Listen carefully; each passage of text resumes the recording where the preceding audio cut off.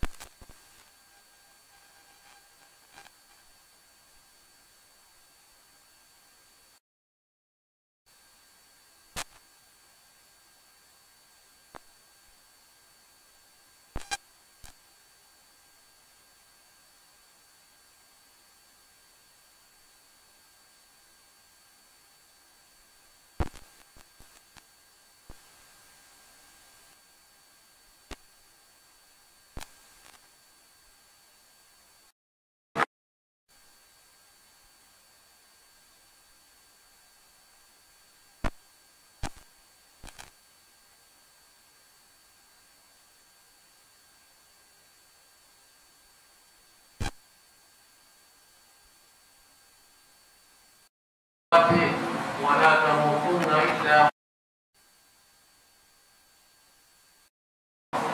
أن الوقت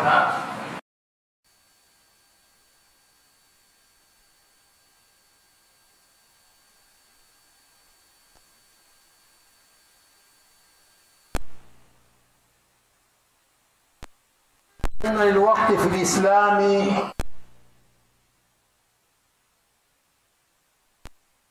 ما ذهب منه لا يعود، وكثير منا نضيع وقتنا في اللهو والغيبة والنميمة.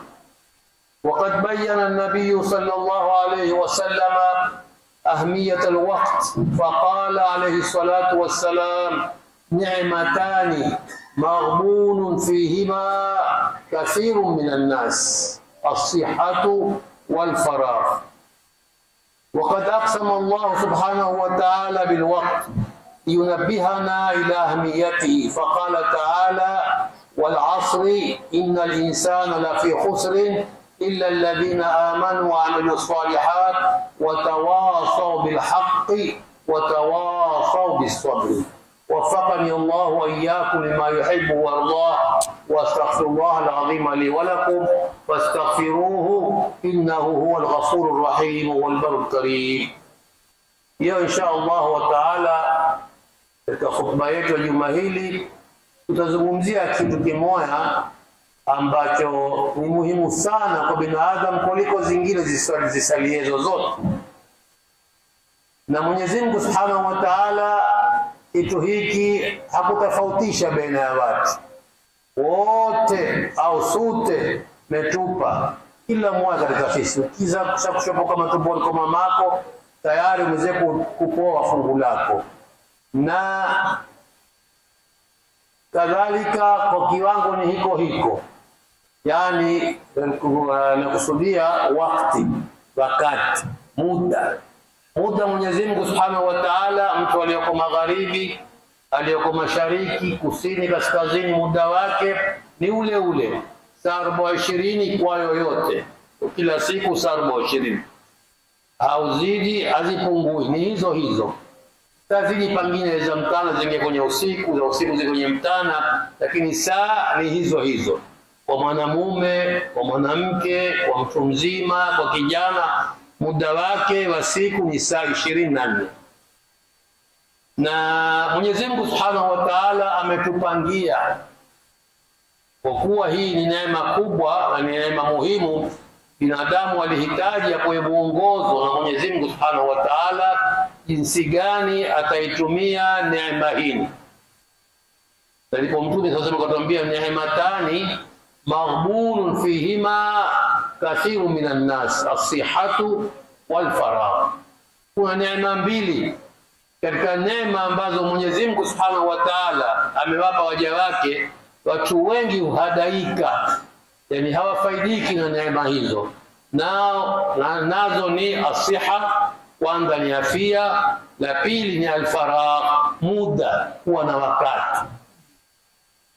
Na ukiangalia maisha ya watu, yani watu binafsi moya moya ama jamii fulani ama taifa fulani, kila liliokombee ama mtu aliyokombee, mtu aliofanikiwa ama taifa lililokuwa na ufanifu, utakuta ufanifu wao sababu yao moja kubwa ni kutumia zile saa zao 24 ambazo kila mtu unazo, kila taifa umemepoa, lakini matumizi ya huu muda ya wakati ndio yafanyao kwamba watu wafaidike ama wahasirike.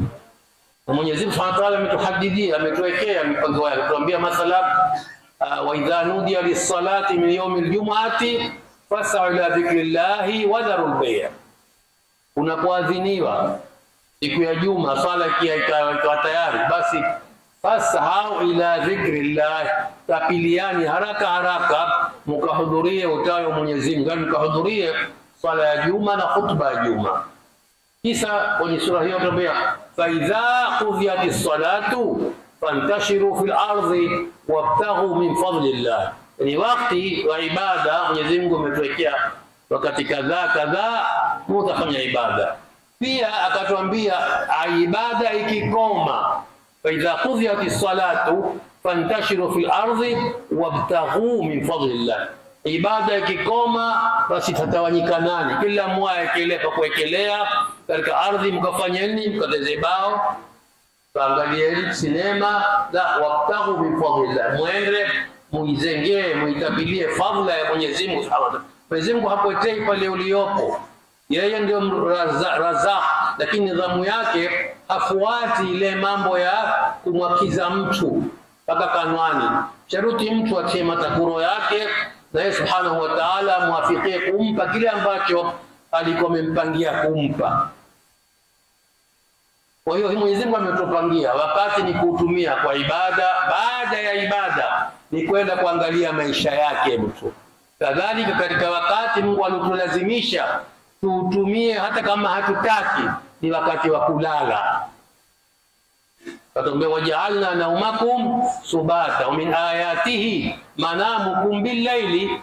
Katika dalili za kuonesha utendakazi wa Mwenyezi Mungu Subhanahu wa Ta'ala ni kule kulala kwenu. Mtu ana khiari ya kulala, atake asitake talala, na akilazimisha kutolala takuwa huitia taabuni yeye mwenyewe, taabuni za kila sampuli ya taabu. Na Mwenyezi Mungu Subhanahu wa Ta'ala katika kutupangia wakati hakutoa nafasi ya wakati kutumiwa kwa upuzi, mambo ambayo hayana nafuu wala faida ya ulimwengu wala ya akhira. Hii amkuliwa lahu. Mwenyezi Mungu katika kuzungumzia sifa za ibadur rahman kwenye sura al-Furqan aya 63 mpaka 73 amenena katika sifa, jumla ya sifa zao, sifa nyingi wa ibadur rahman alladhina mpaka mwisho wake. Moja katika sifa zao ni kwamba wa idha marru billaghwi marru kirama. Ibadur rahman sote ni ibadur rahman, lakini Mwenyezi Mungu Subhanahu wa Ta'ala amewapa hii na sifa maalum baada wake wenye sifa kadhaa alozitaya katika sura al-Furqan. Hawa amewamkua ibadur rahman, ndio sote ni ibadur rahman, hakuna ibadu shaytan, sote ni baada wa Mwenyezi Mungu Subhanahu wa Ta'ala. Lakini watu wanaopambika kwa sifa hizi alozitaya kwenye sura al-Furqan ndio wamependa kuwatunukia laqab ya ibadur rahman. Katika jumla sifa zao ni kwamba wala yashhaduna walladhina la yashhaduna zur wa idha marru billaghwi marru kirama.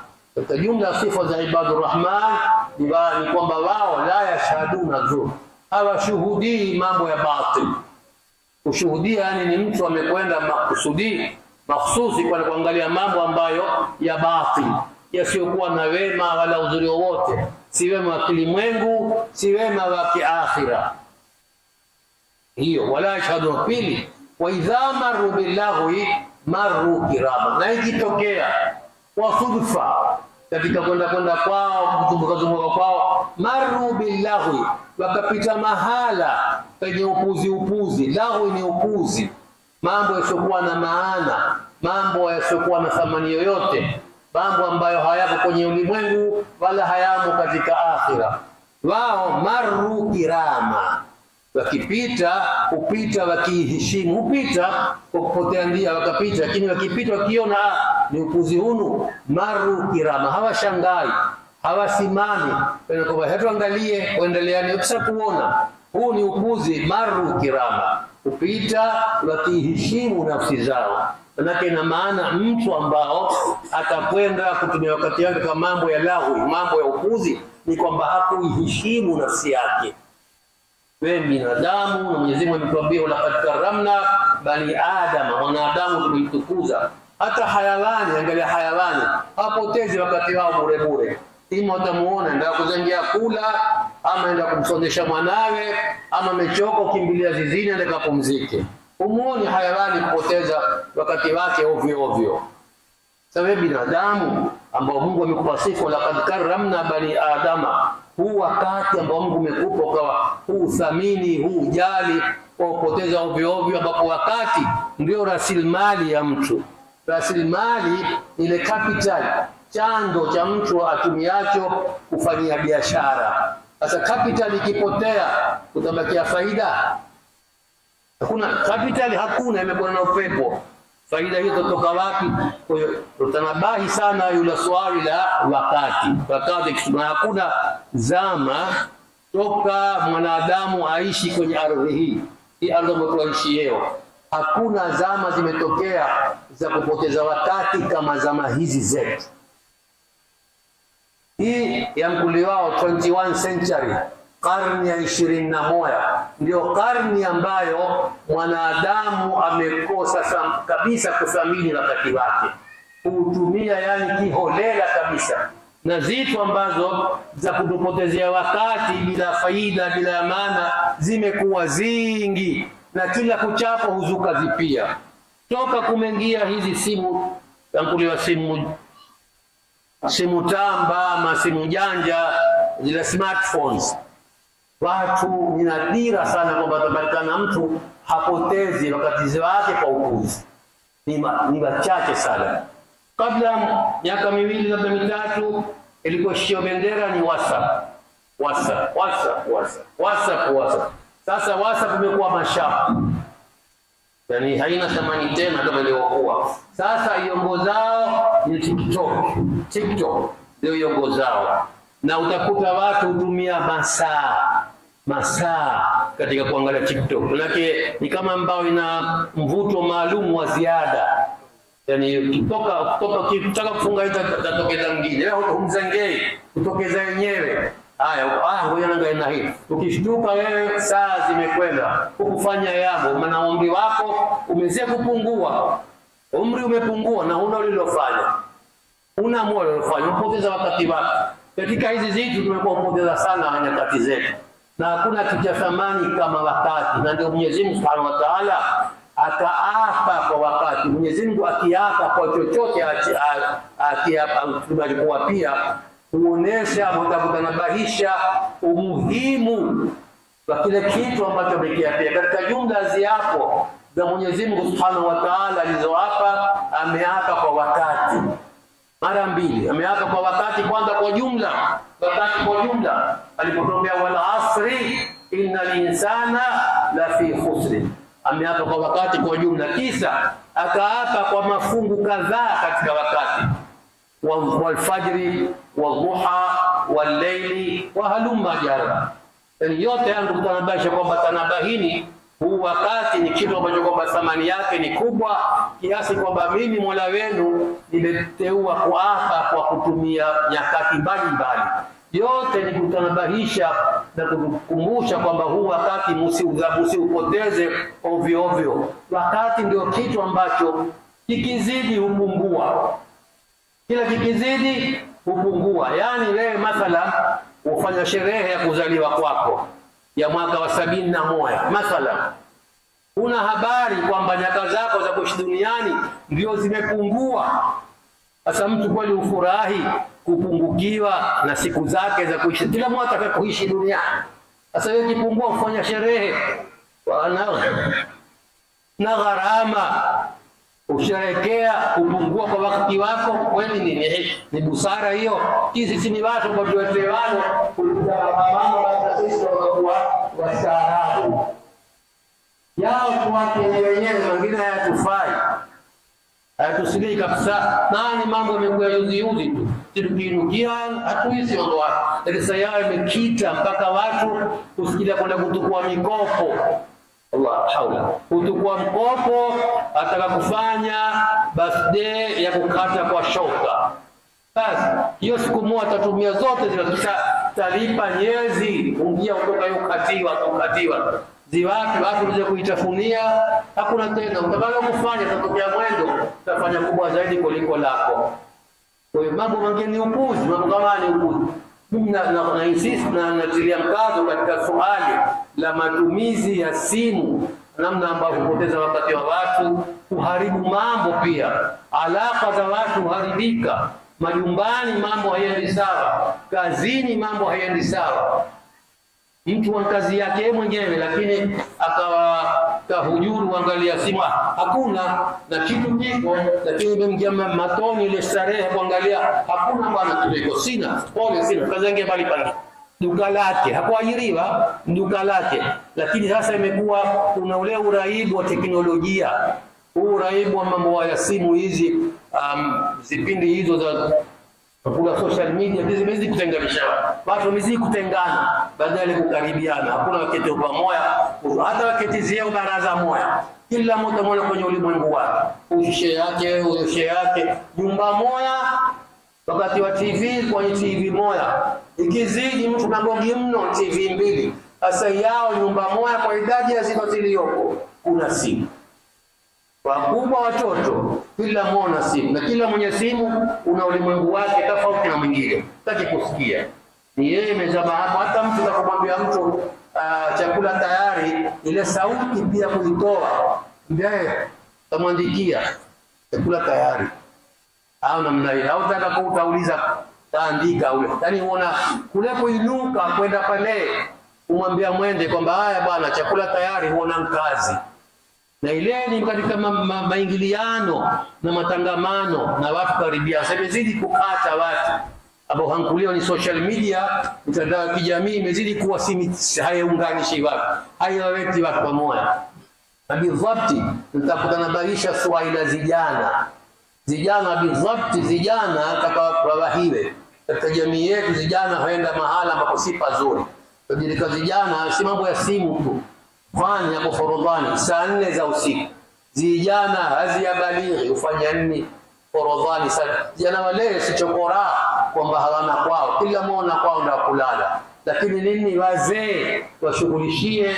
kwa anasa zao na starehe zao hawamwishi kijana ametoka na kwenda wapi wala karudi saa ngapi hakuna tiakuli hii baadaye ndio ile matunda tuyapatayo tunayoshuhudia haya mambo yatokeao mara kwa mara ya amani kukosekana hofu kuenea na kutokusa kila sampuli za wasiwasi zimetokea yote ni kwa sababu tumehujumu kwa hiyo Allah turudieni tena msimamo wetu katika masala ya simu hizi hizo TikTok na zote ni upuzi mtupu simu ni kitu kizuri lakini lawama simu ni kama karatasi nyeupe itategemea utaandikia nini ukiandika mazuri fadhaka almurad ukiandika isiyokuwa mazuri lawama ni yako si lawama karatasi na simu namna hiyo simu mtu atakao aweza kaitumia akafaidika yeye kafaidisha na wengine kwa wenye kusoma kwa wenye lolote kufanya shughuli zote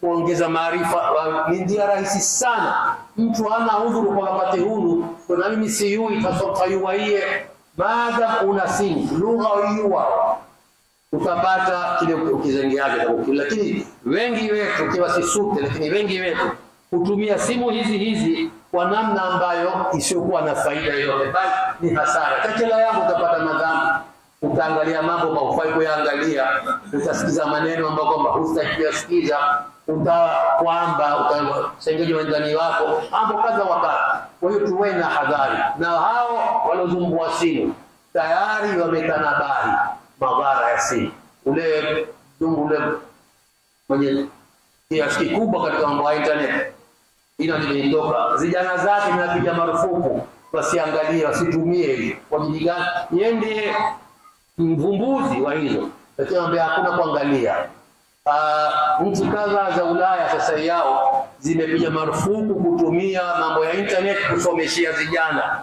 katika skuli zao. Wameona kwamba baada ya miaka kutumia zile kona hindi ndio bora kusomeshia, kwamba wasomeshao kutumia internet hawashiki masomo kama walikuwa walimu. Wamelinganisha, wameangalia vijana wa miaka kadhaa wakati walipokuwa walikuwa hiyo katika masomo yao na wa sasa. Nchi kadhaa za Ulaya marufuku kutumia kusomea internet kwa kusomeshea katika maskuli. Wengine majumbani fanya namna hiyo hiyo.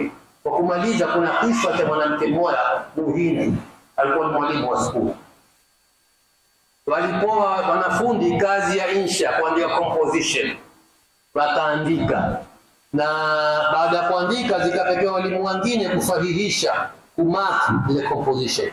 Mmoja katika wale walimu akavutiwa mno na insha mmoja walioandika kijana akizungumzia I wish I have been a smartphone. Natamani kama mimi nangalikuwa ni simu janja. Nikaisoma kwa hamu kubwa, na wale maneno walioandika imedara ndani ya roho yake.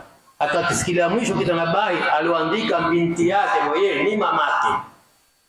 Yeye ni mamake ndio alioandika ile, yani kuonesha kwamba kaka kijana kuna tamani niwe ni simu.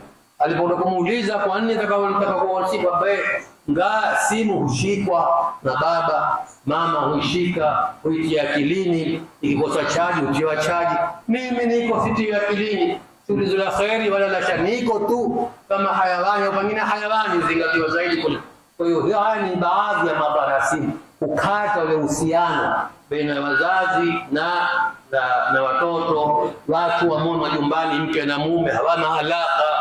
Mume kiwa ni mraibu wa teknolojia, mke wake tasaidia mpaka poda zifutike, rangi zirurike, yeye ukitizia tu hani yao kizidi amemuheshimu na bani yao. Ikiwa mke ndiye mraibu wa hizo, ule bwana toka ataka mpaka ghairi hamu ipotee, mke ni mraibu wa teknolojia. Haya mambo yana ukundifu mkubwa, ndio sharuti tuwe waangalifu katika kutumia. Sharuti tuwe waangalifu. Kuna mwingine mzazi mwingine mke wake alikufa, kawa yeye na wanawe watatu tu, yeye ndiye baba ndiye mama, huwa yeye walizijana. Alhamdulillah, kasichana kimoja kikubwa kwa jukumu la kuangalia wale watoto wake, ndiye andraao kwenda skuli asubuhi, mambo yote na yeye usoma, na walizijana wafanya nzuri sana katika masomo yao. Hiyo babao kataka kuwafurahisha, walipopata alama nzuri kaona wewe utakaniwa beba hashishi wafurahisha, basi tagharimika kila mwaka mnunulia simu, kila mmoja kampa simu jana watatu. Basi haikumalizika tamu ile, mambo yamebadilika. Wamechukua kuchelewa kuamka, wakiamka hawana makini ya kuvaa nguo, masomoni anguka, yote matokeo yake ni nini? Ni simu. Kwa hivyo tutanabali simu si adui wala si kitu cha nini. Matumizi yetu kwa hizi simu nataka kufikiria sana mara 100. Watu si makosa kukumbaa kuifurahisha kwa vitu za halali, si makosa. Kitu umeona kimekutekesha, kiangalia kumtamania mwendo, lakini sio imekuwa ndio uraibu. Umekuwa ni uraibu muovu. Sasa yao katika nchi nyingine kuna unit maalum, yani sehemu maalum katika hospitali ya kutibu watu ambao wamekuwa addicted kwa matumizi ya vitu hivi za mitandao na simu na zinginezo. Aqulu hadha fa'alim wa lakum fastaghfiruhu innahu huwal ghafurur rahim wa huwal barrul karim. AMO TV, the stories behind the scene.